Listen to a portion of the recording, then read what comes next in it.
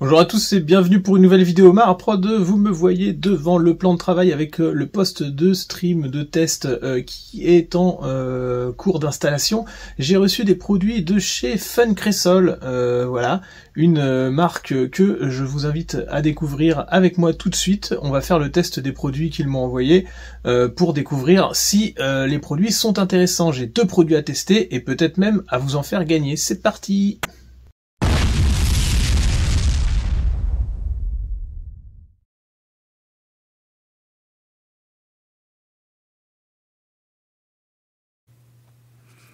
Alors, nouveau test produit sur la chaîne. Normalement, je pense qu'on est autour du test 87, si je ne me trompe, au moment où cette vidéo va sortir. On est sur la marque Funcresol. Donc, vous voyez la taille du carton. En fait, j'ai été contacté par cette marque il y a quelques semaines, le temps que je le reçoive. Bon, bah voilà, j'ai des projets modélistes, j'ai des projets vidéo. Et quand j'ai reçu le paquet, je me suis dit, tiens, c'est bizarre, j'avais à moitié oublié. Et la taille du paquet me faisait penser à une bouteille de résine d'impression 3D. C'est d'ailleurs, je pense, ce qu'ils se font, parce que du coup, il y a quand même marqué photopolymère résine LCD DLP. Du coup, ils doivent aussi faire des résines liquides pour l'impression 3D. Mais j'avais plus ou moins oublié ce test, et du coup, je me disais, bah, c'est bizarre, j'ai pas commandé de résine dernièrement en bouteille, et donc je ne sais pas trop ce que ce pack va contenir, mais ensuite je me suis souvenu, donc normalement on sera sur un peu le même produit que j'avais testé avec Green Stuff World, c'est-à-dire de la pâte à UV. Mais pourquoi c'est dans un carton grand comme ça? Et ben, je ne sais pas, je vais le découvrir en même temps que vous. Donc peut-être que c'est des grosses boîtes, mais normalement je croyais que c'était une petite boîte, alors on est... Ah, c'est quand même assez grand. Ah non, d'accord, il y a une deuxième boîte dedans, alors ça, pour le coup c'est bien protégé. Donc Funcresol 3D photopolymère résine LCD DLP, donc ça pourrait être une bouteille d'impression directement finalement. Donc je remercie la marque de m'avoir envoyé ça. Oh, c'est même personnalisé, voilà, France, Joseph. Ils m'ont contacté suite au premier test produit que j'avais fait pour Green Stuff World, et du coup, l'idée c'est que ils m'ont dit, vous avez testé ça, nous on serait intéressés pour que vous testiez nos produits. J'ai vu sur Amazon, donc c'est des produits Amazon, hein, je pense que ça vient de Chine, hein, basiquement. Ils sont par contre... Alors, comment c'est emballé? Ils ont l'air d'être légèrement plus qualitatifs que Green Stuff World, dans le sens où c'est plus cher. Hein, ça veut rien dire, vous me direz. C'est pas parce que c'est plus cher que c'est plus qualitatif. Mais on va regarder ça. Alors, pourquoi il y a autant de produits? Je crois que j'en avais reçu... Ah, d'accord. Ça se présente... C'est marrant, on a un peu l'impression que c'est des produits de maquillage. Donc ça, c'est sensiblement le même produit que ce que j'avais testé avec Green Stuff World, donc la petite boîte avec de la pâte à résine dedans. Pour le reste, je sais pas trop comment ça se présente. Alors on a, d'accord, est-ce que c'est un stylo? C'est un stylo. Ouais, on dirait un stylo. J'ai cru que c'était une sorte de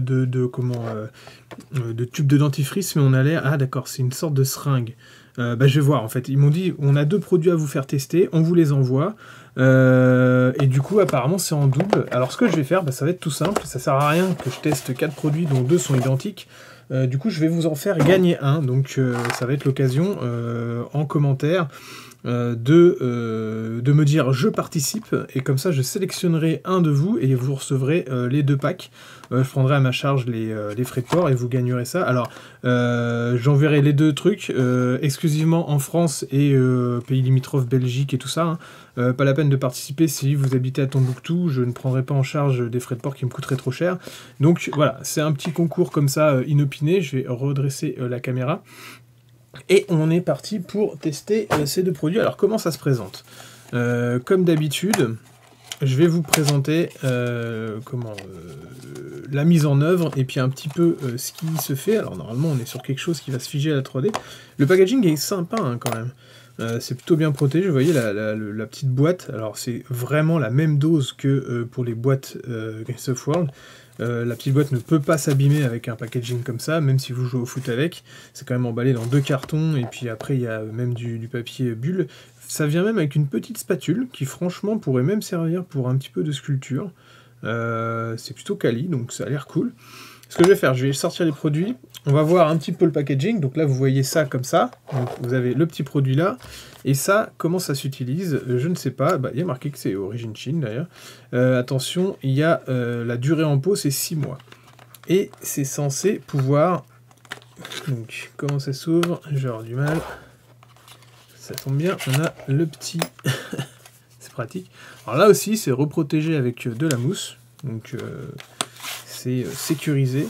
Et on a cette pâte qui est directement installée dans une... tout tombe, c'est pas grave, c'est à côté. Dans une petite seringue qui, j'imagine, s'ouvre directement comme ça. Alors, ok. Je vais mettre des gants pour utiliser ça. Pour éviter de faire des bêtises. Et préparer un petit peu les choses. Donc comme pour le premier test, on va essayer de voir si on peut faire un moulage avec de l'instant mold. Et puis ensuite, je vous ai préparé des petites plaquettes qui vont me permettre de voir si ça fonctionne pour combler un petit peu les choses. Donc on a une plaquette qui est au bord de se casser, donc pour voir si le produit a des capacités un peu collantes. C'est pas fait pour, comme d'habitude, mais je regarde si c'est possible.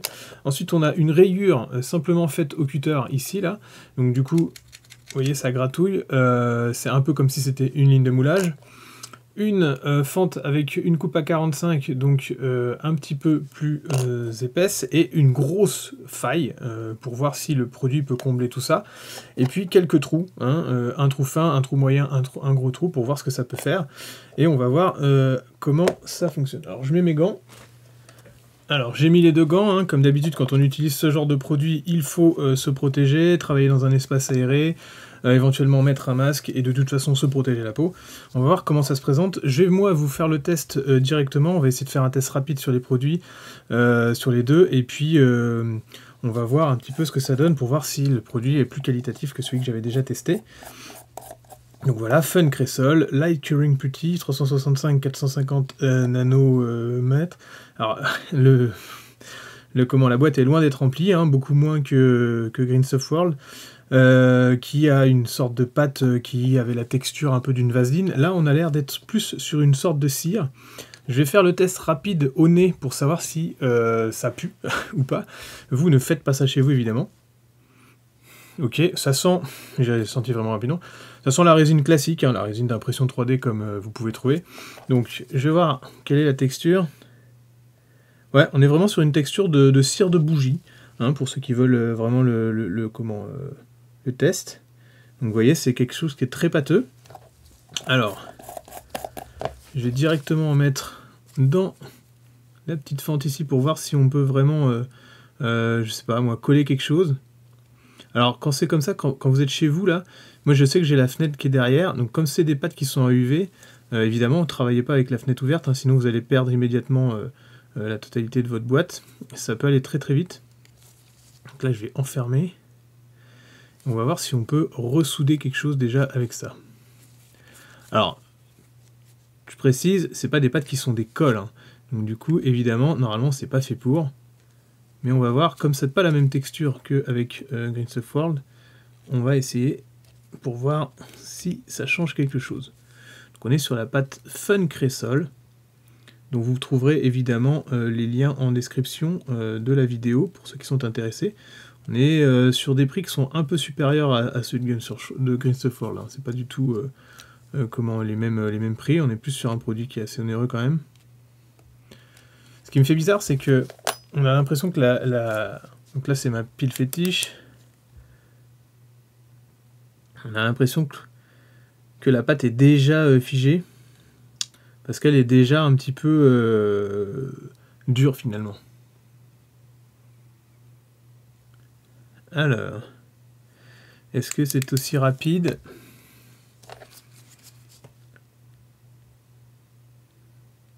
Bon, j'en ai un petit peu sur le bout de ma spatule, du coup je vais l'essuyer. Et est-ce que c'est figé ici? Alors déjà ça colle pas, donc premier test raté. On va déjà faire le comblage de cette petite fissure là, comme si c'était,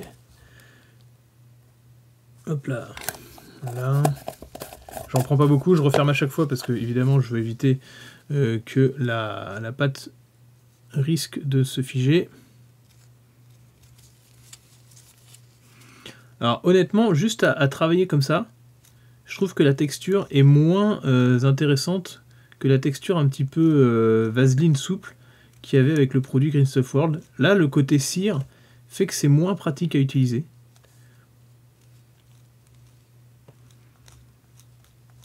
Alors là, j'essaye comme ça. J'imagine, normalement, si ça a les mêmes caractéristiques, la pâte, une fois curée, une fois solidifiée, va pouvoir se poncer tranquillement. Là, je passe. Alors vous, à la caméra, vous ne devez pas voir grand-chose, si on voit quand même une lumière violette, mais... Voilà. Elle a une couleur un petit peu blanc translucide, mais sans que ça soit moins transparente que la première pâte que j'avais testée. Donc je sais pas si c'est plus efficace ou moins. Est-ce que c'est... Alors je vais essuyer la spatule à chaque fois. Est-ce que c'est figé? Bah, on a l'impression que c'est figé, mais pas tellement en surface. Est-ce que je peux racler?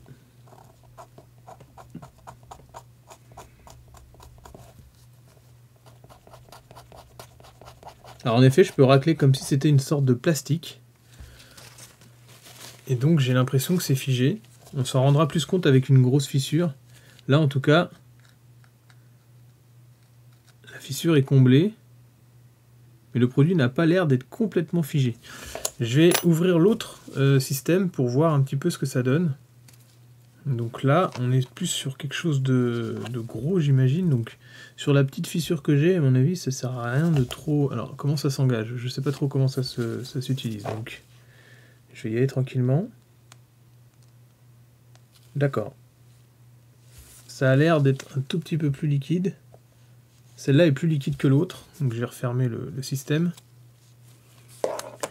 Donc on a une pâte plutôt structurelle et une autre pâte plutôt plus liquide, même s'il y a une sorte de médium avec. Les deux sont à jouer avec, j'imagine, pour par exemple se couler à l'intérieur d'une fissure qui soit un petit peu difficile d'accès.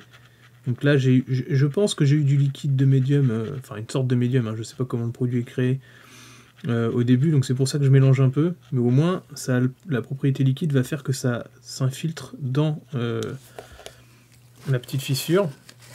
Maintenant, est-ce que ça va se curer, se figer?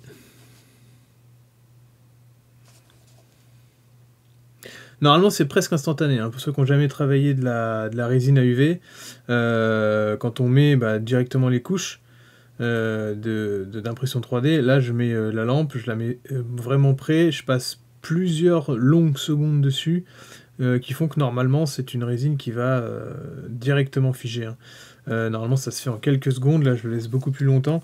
J'ai vu en surface que ça réagissait, donc peut-être que le liquide qui reste est le liquide qui sert à mêler un peu le produit, mais normalement, ouais, vous voyez, c'est complètement figé, même le liquide. Alors je vais essuyer le liquide, mais la plupart du produit va être... vous voyez, ça a fait, si je le fais jouer avec la lumière, c'est complètement curé sur le côté, complètement solidifié, voilà. On voit la délimitation du produit.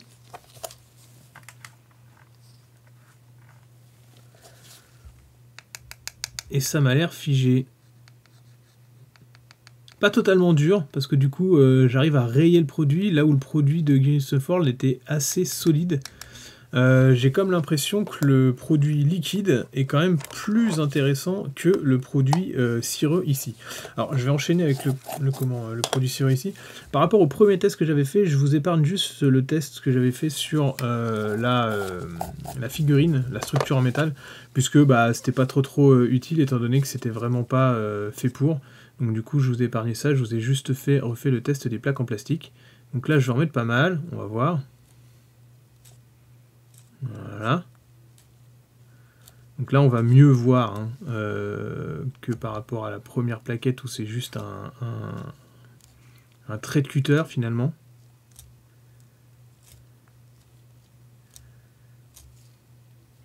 La texture me plaît pas plus que ça par rapport au premier produit testé. Je vais essayer d'en remettre dedans, mais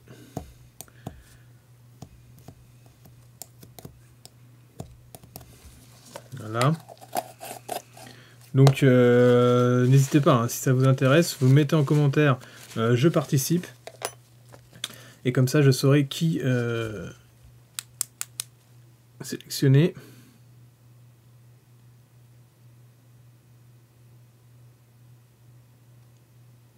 J'ai l'impression que ma pile faiblit.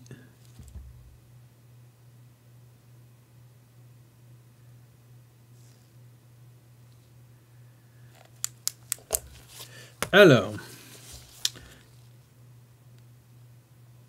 ouais, c'est pas complètement figé. Là où le premier produit que j'avais testé était quand même beaucoup plus efficace. Alors je teste pareil alternativement l'un ou l'autre. Ici la texture me plaît beaucoup plus. On va essayer aussi tout à l'heure de mélanger les deux produits pour voir si c'est mêlable. Vous voyez, ça s'intègre beaucoup plus facilement le produit en seringue que son homologue en petit pot.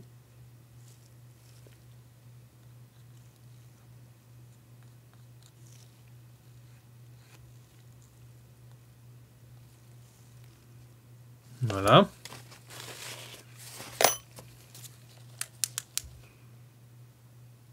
Alors on voit que ça réagit immédiatement hein, avec la lumière. On voit qu'en surface, ça fige presque immédiatement avec ce produit-là. Contrairement à l'autre,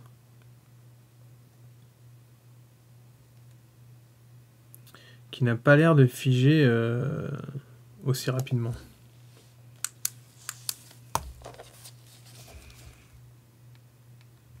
Ouais, voilà, là c'est figé.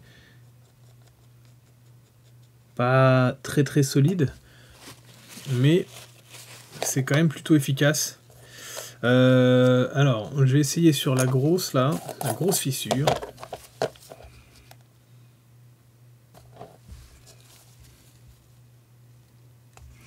Et je me remets une noisette sur le côté et on va essayer de mélanger les deux produits.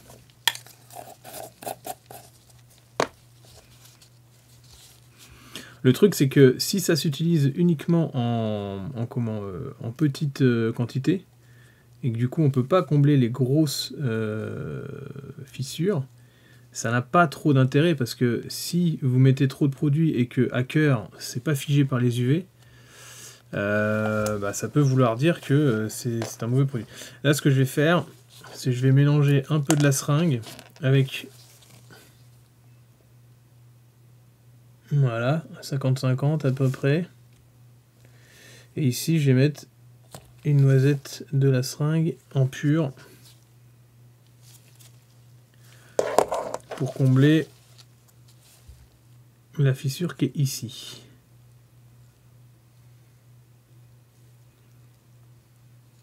Donc là on est sur une fissure qui fait presque 3 mm de large, voire même 3 ou 4. Donc ça commence à être des zones de jonction et de correction qui sont quand même assez importantes. Et alors je vais mélanger la cire avec ça.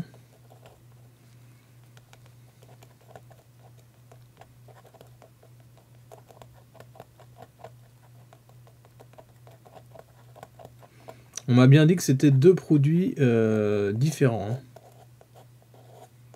Mais peut-être qu'ils s'utilisent quand même l'un à côté de l'autre. Et possiblement en adjonction. Donc la texture qui est celle de la seringue plus la pâte mélangée est déjà plus intéressante que la pâte seule.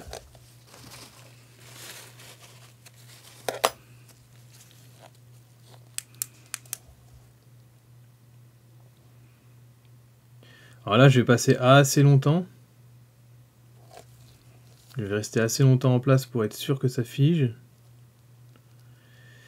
Et ça tombe presque bien de faire ce test parce que j'ai une grosse impression 3D dont les jonctions, parce que j'ai dû la découper en plusieurs morceaux pour pouvoir l'imprimer en totalité, vont avoir besoin de combler les fissures entre les parties. Donc je vais pouvoir tester ce produit à fond.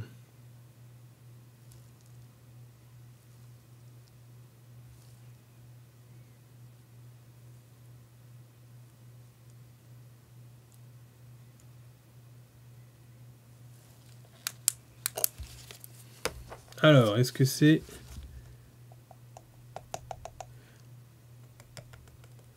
Bah, c'est figé, donc finalement ça marche presque mieux sur des grosses quantités, parce que les UV ont l'air de passer à travers, que sur des petites. En tout cas là c'est bien solide, hein. Je me plante pas dedans, tout est bien figé là. Donc vous voyez un peu la taille qu'on peut combler. Alors juste avant, je vais essayer d'utiliser ça. Alors, je vais faire le mélange, parce que je pense que ça va pas fonctionner si je mets de la pâte seule. Du coup, je vais faire un mélange dedans. Je vais mélanger là-dessus, tiens. Je vais faire mon petit mélange là-dessus. Et puis, je vais essayer de mouler quelque chose. Alors là, ça sera assez gros, hein, parce que du coup... voilà, on va mettre tout ça. Vraiment pour tester le truc.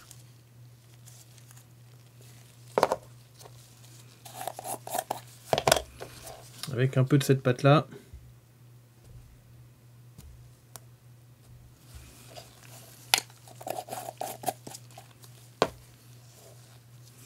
Pour ceux qui ont déjà fait du mastic, ça ressemble à la texture d'un Cinto.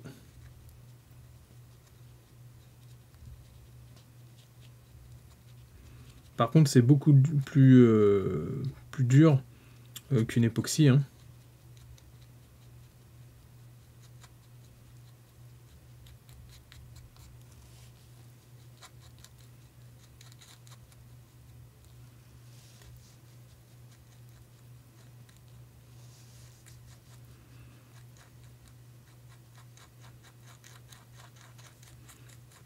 On est clairement sur les mêmes produits, donc les deux produits sont miscibles entre eux, évidemment.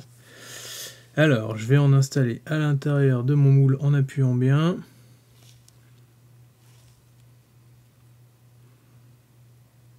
Donc là, c'est vraiment des tests techniques, hein. Normalement, c'est pas vraiment fait pour. Moi, je vous rajoute ce test-là parce que je trouve que c'est plutôt intéressant de faire du moulage rapide avec ce genre de produit.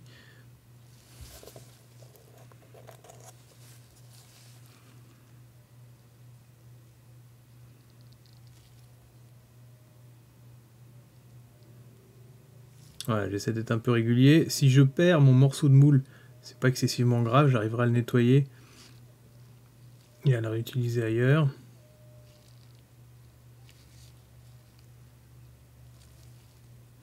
Mais là, l'épaisseur me fait dire que ça va peut-être louper. Parce que je vois mal comment les UV vont se diffuser aussi bien profondément avec la masse de pâte que j'ai mise. Alors peut-être que je me trompe, hein, la première fois ça avait marché quand même. Je vous invite d'ailleurs à aller revoir ce test si vous l'aviez manqué.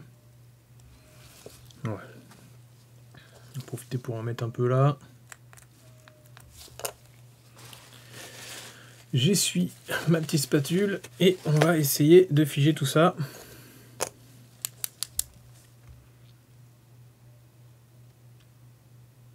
Alors sur l'autre moule, j'avais essayé de faire passer les UV de l'autre côté. Ici, avec la forme que j'ai donnée au moule, la partie de figurine que j'avais moulée, je l'avais vraiment moulée en laissant cette espèce de forme là. Du coup, j'aurais du mal à passer à travers. Alors, je peux essayer de ce côté-là, de l'autre côté, mais les UV vont pas être assez puissants pour traverser le bleu de l'Instant Mold. Néanmoins, on peut toujours tester quand même.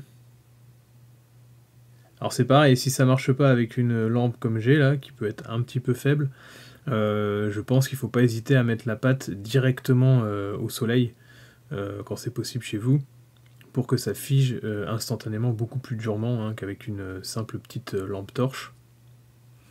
Bon, normalement ça devrait suffire. En tout cas en surface, normalement ça devrait être... Voilà, c'est complètement sec, hein, vous voyez. Mon outil peut vraiment pas rentrer dedans. On est sur quelque chose, une texture un peu plastique. Donc est-ce que ça s'est diffusé jusqu'au bout? Je ne sais pas. Vous voyez, ça a l'air de se démouler. Est-ce que Hacker... Non, Hacker. Vous voyez, Hacker, quand je démoule, évidemment, au centre, c'est pas figé. C'est un peu logique, mon moule est un petit peu épais, je pense. Donc évidemment, là, c'est un échec, mais c'est aussi de ma faute. Je pense que le produit n'est pas fait pour. Il faudrait, si vous voulez faire des petits moules vraiment instantanés, faire des petites pièces bien fines, beaucoup plus petites que ça. Parce que là, évidemment, ça n'a pas figé. Alors après, ça peut vous servir à faire autre chose, hein. Ici, on a presque l'impression que ce sont des flammes. Mais là, au centre du moule, ça reste évidemment encore tout frais. J'en profite pour figer ça pour éviter d'en mettre partout si jamais je vais le toucher ensuite à la main. Donc on va éviter. Donc voilà. Pour ça, c'est un échec, mais pour combler en tout cas les parties de grosses fissures sur des impressions 3D, ça m'a l'air de plutôt bien fonctionner. Honnêtement, je ne pense pas que le produit soit forcément meilleur que celui de Grease of World, même loin de là, parce qu'en fait je préfère la texture de ce qu'il y a dans la seringue à la texture de ce qu'il y a dans la boîte ici. Donc je vous orienterai plutôt sur le produit de Grease of World. Je remercie quand même Funcressel de m'avoir envoyé ça, mais comme les tests sont pas du tout... Enfin, je dis ce que je veux hein, sur les tests, donc du coup, je dis ce que je pense également, et je pense que le produit n'est pas foncièrement meilleur que celui de Grease of World. En tout cas, si vous êtes intéressé quand même parce que le produit fonctionne quand même, c'est juste qu'il faut avoir une lampe assez puissante, et puis il faut avoir le temps de vraiment figer les choses. Je vous invite à participer en commentaire pour gagner les 2 autres produits qui sont qui m'ont été envoyés en même temps. On va essayer vite fait de combler juste un trou, voilà, pour voir. Allez, on va commencer avec le plus gros, comme ça sera vraiment ce qui sera le plus représentatif. Alors je prends la noisette de produit, j'en ai peut-être pris un peu trop là, je sais pas.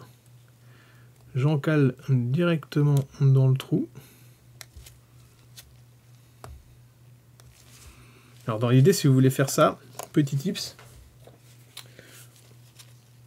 vous vous décollez un morceau de scotch, donc du scotch de masquage, ça marche très bien, vous le mettez derrière, voilà, comme ça. Comme ça vous permet, alors il faut pouvoir le faire, hein, ça vous permet d'avoir un fond pour combler un trou, et puis là, vous appuyez bien à l'intérieur de votre espace à combler.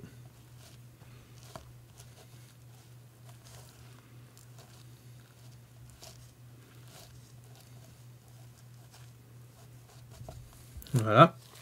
Je referme ça parce que ma fenêtre est juste derrière et je tourne, il fait jour, donc du coup je voudrais pas que les UV figent la pâte dans la boîte.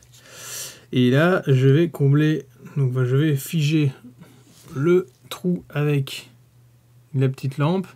Et après, il y a juste à décoller l'arrière pour faire la même chose de l'autre côté. Si ça n'a pas suffi. Parce que là, on est un peu épais, hein. Mon PVC que j'utilise pour faire les petits samples là fait 3 mm d'épaisseur. Du coup, je pense que les UV ne se diffusent pas totalement à l'intérieur de la matière pour pouvoir figer à cœur. C'est à mon avis une matière, que ce soit celle de la boîte ou celle de la seringue, qui s'utilise sur 1 ou 2 mm grand maximum sur une fissure, et pas plus, parce que sinon vous n'aurez pas le loisir de figer la totalité du produit. Donc là, je vais décoller de ce côté-là. Ça a l'air correct. Voilà, j'ai laissé ça là. Ça a l'air d'avoir figé quand même, hein. Donc je fais des 2 côtés.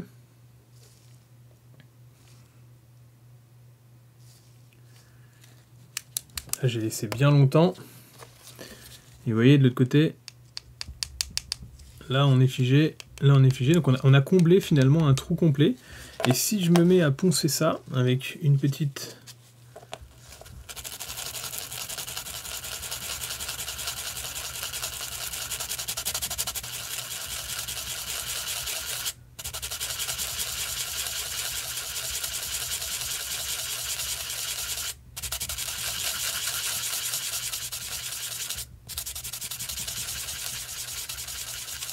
Voilà. Là, on va arriver à quelque chose de nickel. Alors, est-ce que je peux carrément tailler? Ouais, c'est assez dur, hein. C'est dur comme un plastique, je sais pas, c'est plus dur qu'un plastique de figurine. Je peux vraiment arriver à quelque chose de... Donc là, j'ai mis la boîte pure, hein, la pâte de la boîte pure. Et vous voyez, on peut vraiment arriver à quelque chose de très dur.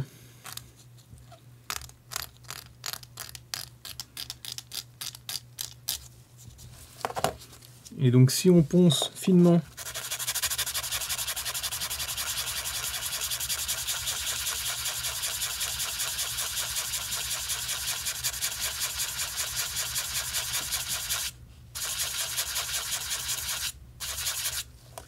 la surface, on peut vraiment arriver à quelque chose de... Là, j'ai presque pas d'aspérité. En passant la spatule, là, j'ai presque pas d'aspérité. J'ai retrouvé presque le niveau. Alors, il faudrait être encore un peu plus fin que moi hein, au niveau ponçage, prendre une mousse neuve. Mais j'ai comblé, je suis retourné au niveau de la plaque en comblant complètement le trou que j'avais fait à la perceuse. Donc c'est un élément de réparation, enfin c'est une patte de structure de réparation qui fonctionne plutôt pas mal. Hein. Elle est peut-être, je dirais, un tout petit peu moins agréable en fait à utiliser que la texture de la pâte Greenstuff World, mais par contre elle fonctionne très bien. Donc voilà, merci à Funcresol de m'avoir permis de faire ce test. Vous retrouverez évidemment tous les liens correspondant au produit en description, liens sponsorisés qui vous permettront d'au moins aider la chaîne, et puis participez si vous voulez en commentaire gagner ces deux produits par tirage au sort. Merci à tous ceux qui m'auront suivi, merci à tous ceux qui commenteront et qui partageront cette vidéo. N'oubliez pas que j'ai une chaîne YouTube sur laquelle vous êtes en ce moment, mais également une chaîne Twitch, un fil Instagram sur lequel je partage mes différentes avancées figurinistiques, ainsi qu'un groupe Facebook, et puis si vous voulez participer un peu plus activement à la chaîne, j'ai également un Tipeee sur lequel vous pouvez donner des petits dons. Merci à tous, à bientôt, et puis bon modélisme.